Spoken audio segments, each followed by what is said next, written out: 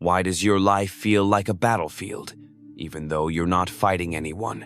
You wake up tired, not just from lack of sleep, but from carrying something no one else sees. Every smile you force feels like armor. Every silence feels like war. You're not at war with others. You're at war with something deeper. Yourself, your doubts, your past, your future, and the strange ache that whispers, "This can't be it." But what if this isn't punishment? What if this is preparation? Picture a figure, cloaked in silence, walking alone through the night. No applause, no comfort, no guarantees, just the sharp edge of isolation and the echo of steps that only they can hear. That figure could be you. Because kings are not crowned in comfort. They are born in chaos, in obscurity, in betrayal, in the long, aching silence between who they were and who they are becoming. If your life feels like it's falling apart, maybe, just maybe, it's falling into place. And if you're being broken, it might be because God is preparing your throne. See, royalty is not a gift. It is a transformation, a painful one that strips everything soft from you. Comfort, illusion, validation, all peeled away. Why? Because you're not being trained to survive. You're being trained to reign. There's a voice, quiet but unyielding, echoing from the shadows of history, a whisper from the mind of Machiavelli. The lion does not become king because he is liked. He becomes king because he bleeds for it. Let that sink in. Leadership isn't won through smiles or softness. Power isn't handed over because you're good. It's earned through pain, through presence, through enduring the moments no one claps for. Moments like this one.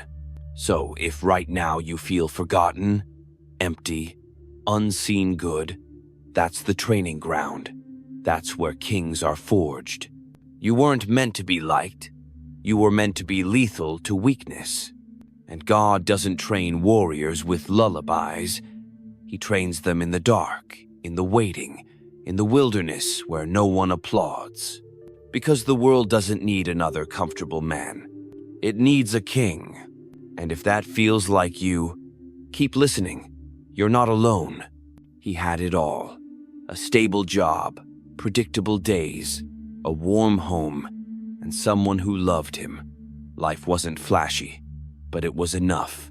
Safe, steady. He could see his future laid out like a quiet road, no sharp turns, no chaos, no questions, just a straight line toward retirement, family, weekends off, and maybe the occasional vacation. It was the kind of life many people prayed for. And then, it crumbled. The company downsized. He was let go. His relationship, once so sure, fell apart within months. Bills piled up. Nights became long, cold, and full of questions that didn't have answers. Friends drifted. Confidence withered. The quiet road vanished, replaced by an unknown wilderness. He asked, over and over again, why me? What did I do wrong? But what if he didn't do anything wrong? What if he did something right? Because sometimes, when everything falls apart, it's not a curse. It's training. Comfort is not always your friend. It whispers safety but steals hunger. It offers ease but robs you of transformation. Comfort is not where kings are born. It is where they're buried. You think you lost something. But what if God was removing it on purpose? Not to hurt you, to harden you, not to destroy you, to direct you. Because when you're surrounded by comfort, you don't question, you don't grow, you stay exactly where you are. But royalty can't be raised in routine. Purpose can't be born where everything makes sense. The first step in God's training is disruption. Machiavelli once wrote, "To rule men, you must first be ruled by your own emptiness." Think about that. Before you are trusted with power, you are stripped of illusions, emptied of ego, separated from everything that made you feel in control. Why? Because only when you are empty can you be refilled with something greater than convenience, something sacred. A throne is heavy. It cannot rest on a fragile spirit. So if God has been removing your comforts, it's not because he wants to punish you. It's because he's trying to show you who you are without them. Can you still stand when no one claps? Can you still believe when everything breaks?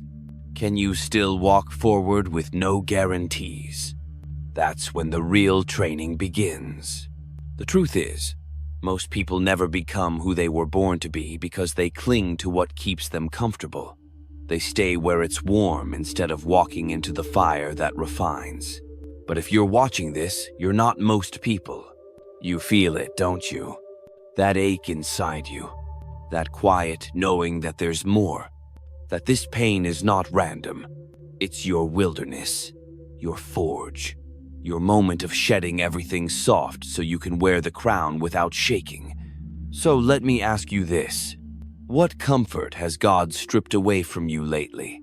Sit with that question. Not in anger, not in fear, but in clarity.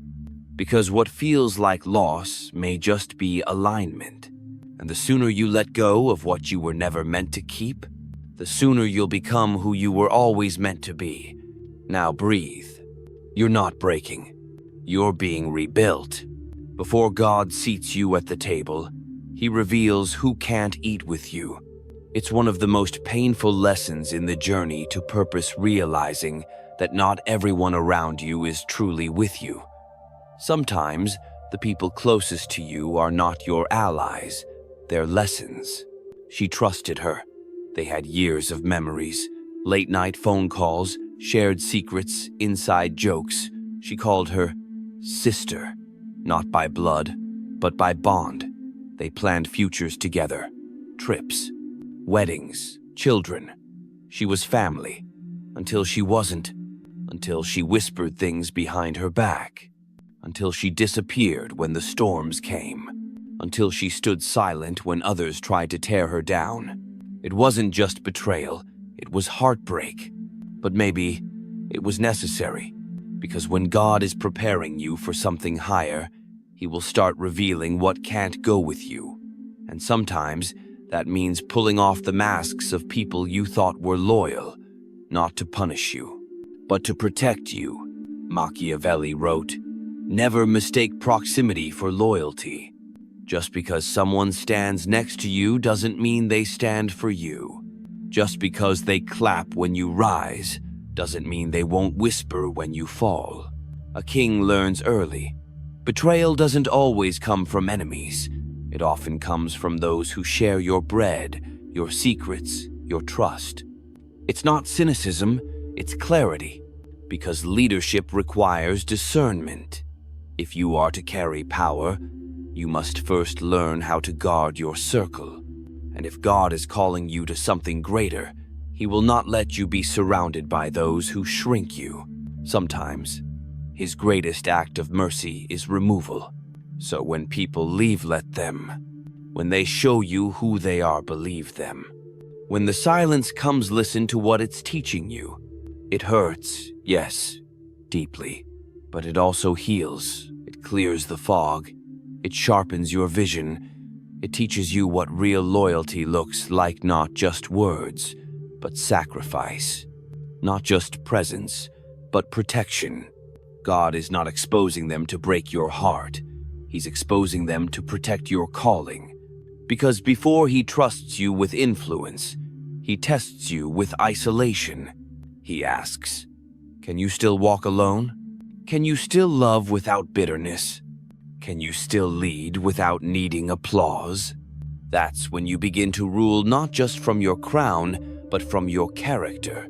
So let me ask you this. Ever lost someone you thought would be forever? If so, maybe you didn't lose anything. Maybe you gained clarity. Maybe you're not alone. Maybe you're just being seated. And they were never meant to eat at your table. There comes a time in every chosen life when the noise fades, the invitations stop, the phone grows quiet, Your name once echoed in rooms, in plans, in futuresis no longer spoken. You're not hated. You're not attacked. You're simply forgotten. This is the season of obscurity. No recognition, no spotlight, just you, your silence, and the long echoing question, why am I being hidden? Doors that once opened with ease now stay shut. Efforts go unnoticed. Dreams feel distant, and you begin to wonder if you were ever called at all. But what if the silence is sacred? What if invisibility is not rejection, but refinement? Because before kings are revealed, they are hidden. Before the crown touches the head, the soul must be stripped, strengthened, and still. You are not being overlooked. You are being observed by God. In the dark, there is an old truth about bamboo. In the first 5 years, it barely grows above ground. It seems stagnant, useless, forgotten. But underground, its roots are spreading wide and deep. And then, in a matter of weeks, it shoots up, sometimes feet in a day. Not because it suddenly became strong, but because it had been growing all along, just in secret. You are bamboo in the making. The obscurity you despise is the soil of your strength. You are not late. You are layered. Machiavelli once said, "The wise lion walks alone before he roars." It is not weakness, it is strategy. Lions do not announce their hunger. They move in shadows. They watch. They prepare. Invisibility sharpens instincts. It teaches patience. It makes your voice deeper, your movements more intentional, your spirit less dependent on applause. It forces you to know who you are without titles, without noise, without validation. Because if God is going to raise you, He must first remove every false foundation. You must learn to be enough in silence. You must learn to burn without being seen. There's a twist that catches many by surprise. God hides you when He's protecting you. Not because you are unworthy, but because you are unready. Not because the world doesn't need you, but because the world would misuse you if you stepped out too soon. So if no one is calling your name, good. Let the roots grow. If no one is clapping, good. Let your hunger rise. If no one is watching, good. That means you can build in peace. Because when it's time to rise, you won't need to announce yourself. You will arrive, and they'll ask, "Where did you come from?" But you'll know. You didn't come from nowhere. You came from the deep. There was a time when you spoke too quickly, trusted too easily, reacted too emotionally. Your heart was always open, your mind always raw. You believed every word, gave second chances like candy, and wore your emotions on your face like a badge of honesty. But now, something's shifted. You don't speak as much. You observe more. You hesitate before responding. You read the room not, just the words, but the silence in between. You study people, their motives, their movements, their inconsistencies. You're not paranoid, you're precise. Why? Because life has forced you to evolve. Not into someone colder, but into someone sharper. Not into someone fake, but into someone focused. When God is preparing you to lead, He teaches you to see beneath the surface, to anticipate before things explode, to sit in silence while others rush to speak, to understand timing, tone, and tension. Because influence without strategy is a crown without a kingdom. This is not about manipulation, it's about maturity. Machiavelli wrote, "A prince must learn to appear kind, not always be kind." At first it sounds cruel, performative, calculated. But what if he wasn't advocating deception? What if he was describing the art of discernment? Because kindness without boundaries is not virtue, it is vulnerability, often misplaced. Leadership requires restraint. Mercy, yes, but also measures.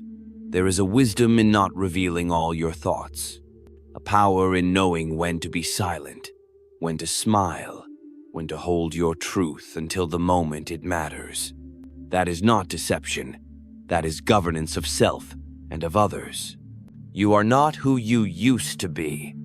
You don't move the same. You no longer speak just to be heard. You speak to shift the room.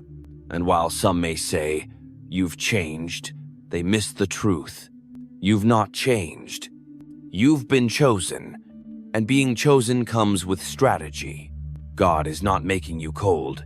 He's making you precise. He's teaching you when to fight and when to wait, when to correct and when to observe, when to exit without announcement, when to love someone deeply without letting them sit too close to your plans. Because leadership is not about reacting, it's about reading. Reading people, reading atmospheres, reading the moment before it arrives. The person you were could not survive the path ahead. Too trusting, too open, too raw.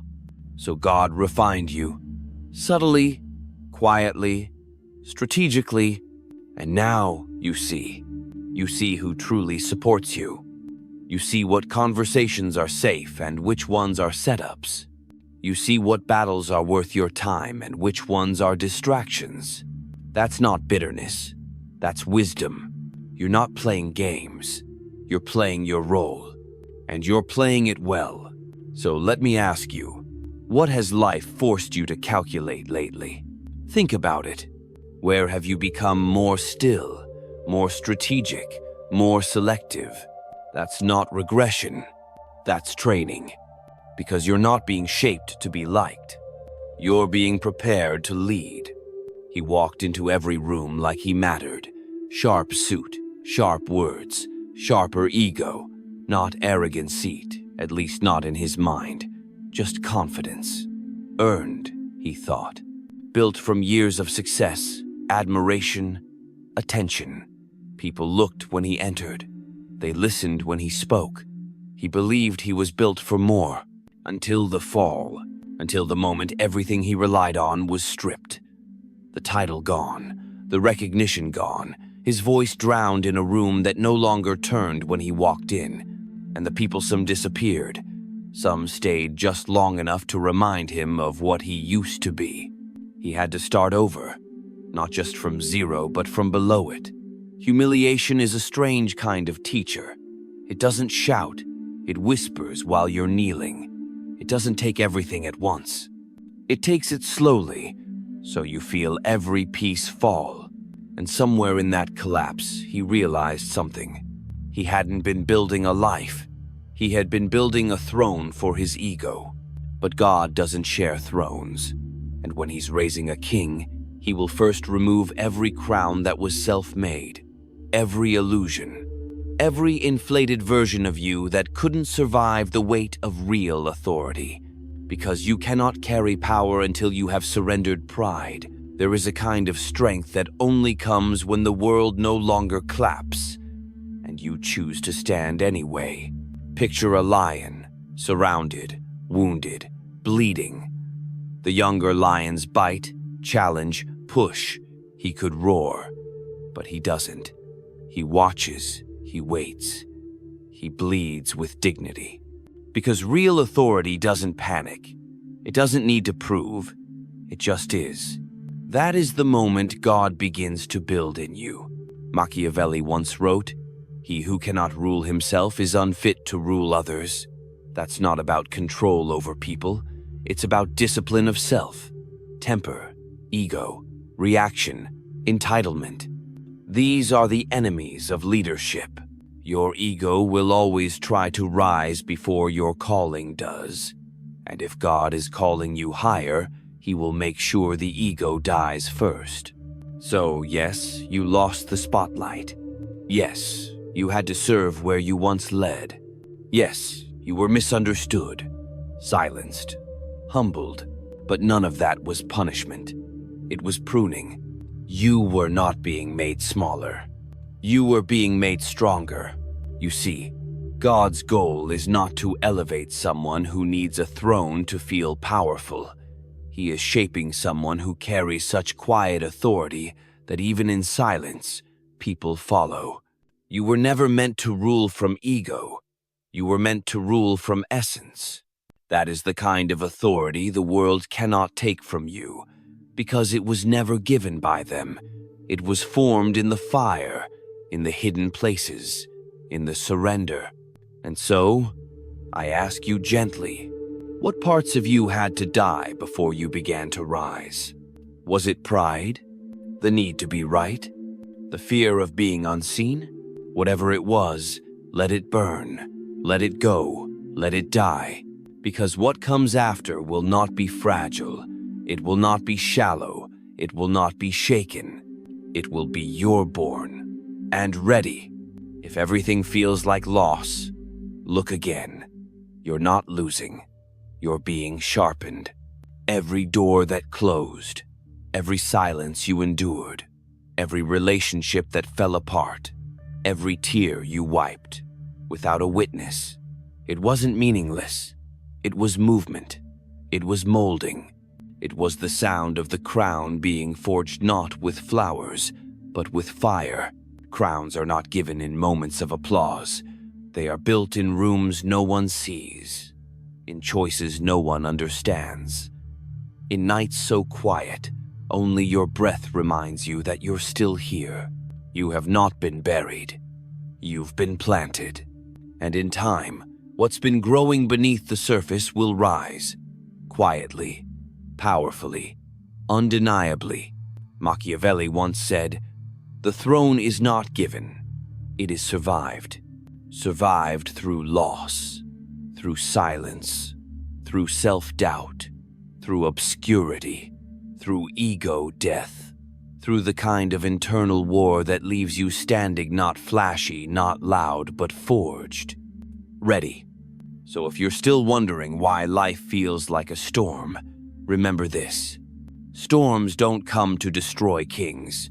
They come to reveal them. Maybe this isn't your ending. Maybe it's your coronation in disguise. And if that resonates with you, you're not alone. Comment below. Which sign are you living through right now? Let's talk. Let's rise. Your throne is not waiting at the end of comfort. It's waiting at the end of endurance. And you're closer than you think.